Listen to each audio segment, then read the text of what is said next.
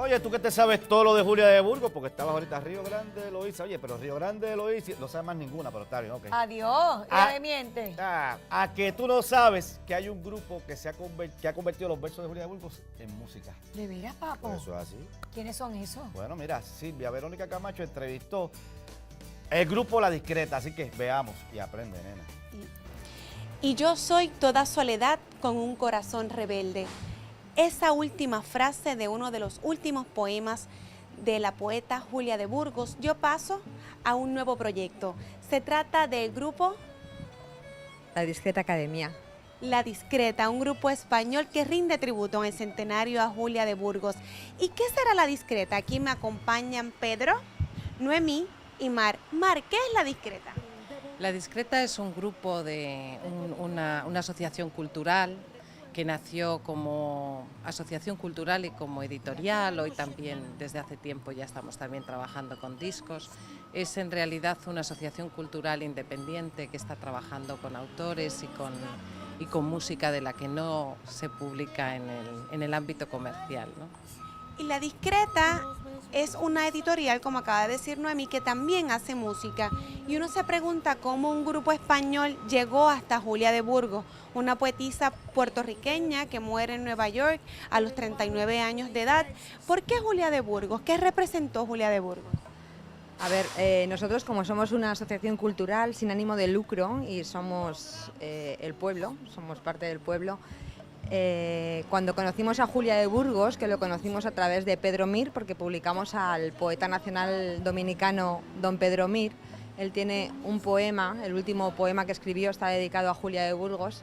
Fue ahí cuando conocimos a Julia y empezamos a investigar y claro, descubrimos que Julia era una poeta popular, era campesina, era una mujer, era una maestra, como nosotras, que además somos maestras, las chicas del grupo. Y bueno, nos enamoramos de su poesía porque es pura música y nosotros lo que hacemos, lo que nos gusta es hacer música para acercarnos al pueblo y a todo tipo de gente, y de ahí fue cuando empezamos a trabajar con Julia y nos enamoramos de Julia. Y con motivo del centenario de Julia de Burgos sacan este proyecto que se llama Rebelde Soledad. Pedro, ¿qué significa y qué representa Rebelde Soledad? Rebelde Soledad es la continuación del primer disco que dedicamos a la figura de Julia de Burgos en 2009, que se llamó A Julia sin lágrimas, y ahora con ocasión del centenario pues hemos hecho este que es doble CD, son 21 canciones sobre poemas de Julia de Burgos. Julia de Burgos, aunque muere joven, tuvo muchas facetas dentro de su intensa vida y esto también lo proyecta este proyecto. Sí, porque además aquí en este proyecto que hay 21 canciones, toca más o menos todas las facetas de Julia, desde la Julia joven, amorosa, la Julia más política, o sea, comprometida políticamente. Va tocando todas las facetas que Julia toca en todos sus poemas.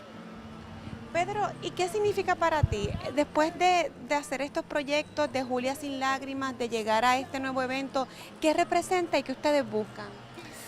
Bueno, para mí personalmente ha sido una necesidad, es decir, al conocer a Julia de Burgos empezamos a hacer canciones, se hizo, como te dije, ese anterior proyecto y fue una necesidad el continuarlo, o sea, era como ir descubriendo, leyendo sus poesías, ir profundizando en esa personalidad tan interesante, tan atrayente, y entonces nos iban saliendo canciones y ha sido una cosa, un rodaje, no tendría otro planteamiento.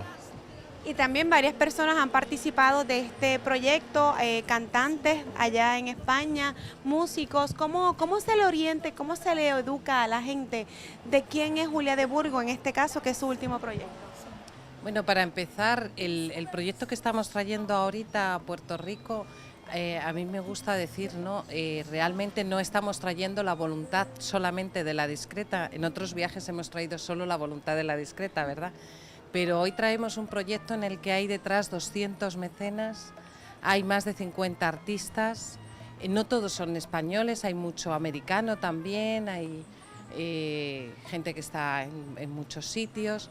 Entonces, hoy sí que traemos la voluntad de mucha gente, la ilusión de mucha gente por hacer escuchar la voz de Julia de Burgos. Hay algo que dice Pedro que a mí me parece muy bonito, que dice: hemos querido dar una imagen de Julia a través de muchas voces, ¿no?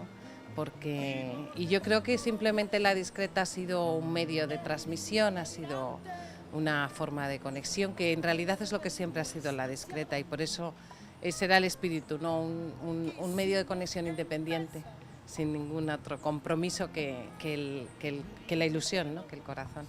Bueno, pues muchas gracias a los tres. La Discreta, un grupo español que rinde honor a quien honor merece, la poetisa puertorriqueña Julia de Burgos. Continuamos con ustedes. Amigos, ya escucharon, existe La Discreta y de qué manera, cantando Julia de Burgos, casi nada. Bueno, nuestra próxima invitada ha estudiado la vida de Julia de Burgos y sabe lo que representa preservar el legado de la maestra y poetisa. Se trata de la escritora carolinense Mayra Santos Febres, quien sostiene que la vida de Burgos, quien murió a los 39 años, ejemplifica todas las transformaciones que hemos pasado como pueblo en el siglo XX. Bienvenida, qué gusto tenerla aquí. Gracias mil por tenerme. ¿Qué se siente llevar en alma, cuerpo y corazón ese espíritu de Julia de Burgos? Porque así uno lo puede ver a través de su ser. Pues para mí es un honor haber servido de vaso comunicante para que Julia hablara en su centenario al pueblo de Puerto Rico y que se viera su vida como, hasta cierto punto, la historia que nosotros pasamos de entrada a la modernidad. Julia es, y su vida es, el cuento perfecto para nosotros vernos en un espejo importante, con cara de mujer, con sensibilidad extrema, ¿no? Ella representa el movimiento del campo a la ciudad, cuando ella se mudó de Santa Cruz al pueblo de Carolina para estudiar escuela intermedia. Tu pueblo también. Es mi Carolina. pueblo, tierra de gigantes. Carolina tiene cosas grandes, y mírenlo aquí. Carolina, Lina, no hay liga. Eso es así. Y además de eso, ella luego se mudó a la barriada del Monte, donde ahora están los famosos edificios del Monte. Eso antes era una barriada por donde pasaba el tren hasta la parada 27. Y allí ella se mudó para poder ir a la UHS, que en ese momento era una escuela muy exclusiva, era una de las pocas escuelas bilingües que había en el país y donde se nutría y se creaba la clase profesional del país. Y eso era bien importante porque era la entrada de las mujeres y de los campesinos y de los hijos de los hacendados a convertirse en ingenieros, secretarias, enfermeras, doctores, maestras, y eso fue lo que estudió Mayra, Julia. ¿qué similitudes tú ves en esa niñez y adolescencia de Julia con la tuya? Me va a hacer llorar. Yo estudié en una escuela católica, un colegio católico con beca, en el Colegio Lourdes de la calle Mayagüez, ¿no? Y allí a mí me dejaron estudiar con beca. Mi mamá, maestra de Carolina, daba clases en la Gustavo Adolfo Bécquer. Yo como Julia sé lo que es salir a la calle a vender tu arte para ayudar a tu mamá enferma que se está muriendo, ¿no? Siempre andaba con unas libretitas desde chiquita. Ah, en no, séptimo sí. grado había una Ivonne Sanaviti, ¿sabes? Sí, esa es esa mi fue maestra. una maestra que te ayudó muchísimo, te abrió, te descubrió, ¿verdad? En un pupitre. Tres maestras marcaron mi vida, ¿no? Mariana Febres Falú, mi madre, Ivonne Sanavitis, que hasta casi, ¿verdad? Mi madre poética que me llevó hacia la poesía, y de hecho lo primero que me regaló ella fue el libro El Mar y tú, de Julia de Burgos, cuando se dio cuenta que yo quería escribir, y la tercera, Mercedes López Baral, que esa fue la que me llevó a estudiar escuela graduada a Cornell. Sí, pues, tú estuviste en la Universidad de Puerto Rico, en la Facultad de Humanidades, Sí. Donde estudiaste la concentración de estudios hispánicos y de ahí luego a Cornell. ¿Cómo fue esa transición, ser negra, puertorriqueña, humilde y transportarte pues a Estados Unidos a una universidad sin saber que te ibas a encontrar de frente? O a sabiendas, pero verle el monstruo de frente. Sí, bueno, una universidad Ivy League, en un sitio remotísimo, ¿no? Con nenes que tenían más dinero que el que yo jamás había pensado que se podía acumular en una vida, y ellos tenían 13 o tenían menos años que yo. Bueno, yo me imagino que eso también pasó, Julia, cuando ella se fue de Puerto Rico a Nueva York en los años 40 y estuvo viviendo por un año en la ciudad de Nueva York y buscando, bueno, le dieron muchos homenajes, leía y demás, Yo cuando llegué a Cornell no entendía nada, parecía una retardada mental, la verdad. Yo llegaba con unos horrendos abrigos que me había mandado una tía mía de New Jersey, Titi Cruz. Parecía que iba para el Polo Norte. Sí, no, era una cosa, o sea, de verdad que parecía que tenía retraso. Y poco a poco me fui pensando, entendiendo el frío, que de hecho nunca lo entendí, por eso regresé, pero ya con un doctorado. ¿Y Así te que- trataban bien? Sí. O sea, de entrada fuiste bien recibida como hispana, como puertorriqueña, como negra. No, Pues qué bueno. porque antes pasaron muchas mujeres antes que yo limpiando ese camino, ¿no? De hecho, lo que sí tuve que trabajar bastante fue explicarle a los afroamericanos que ser negro no solamente se hace de su forma, que hay otra manera de asumir la negritud, que es la nuestra, la caribeña, que es diferente, ¿no? No todo el mundo que es negro en el Caribe. Hay personas que son negras culturalmente que no necesariamente tienen esta bella concentración de melanina, Claro. pero que sí tienen un conocimiento cultural y se asumen como negros, y eso ellos no lo entienden. ¿Y cuán importante es cultivar el legado de Julia de Burgos? ¿Cuán importante es para este país que estamos ahora, verdad, como desencajados, qué sé yo? Bueno, es que Julia le tocó vivir en un momento histórico bien parecido al que nosotros estamos viviendo ahora. Ella estuvo en los años 30, después de la Gran Depresión, la gran caída de la bolsa en el 29, y fíjate, nosotros estamos pasando por un momento casi idéntico. Hay que aprender de sus grandes aciertos y también de sus errores. Yo creo que el gran acierto de Julia fue apostar a la educación para poder seguir adelante. Yo creo que el gran error de Julia fue recostarse demasiado de un amor para que le sirviera de sustento para ella poder seguir creciendo. Yo Estamos creo- hablando del doctor dominicano, el doctor y político. Juan Isidro Juan Jiménez Isidro. Grullón. Juan Isidro era un hombre de su época, ¿no? Y Julia era una adelantada de su época. Entonces, pues a los 23 años Julia estaba divorciada, conoció a Juan Isidro intelectualmente, ya entregándole su primer libro, y se enamoró de su cabeza Claro.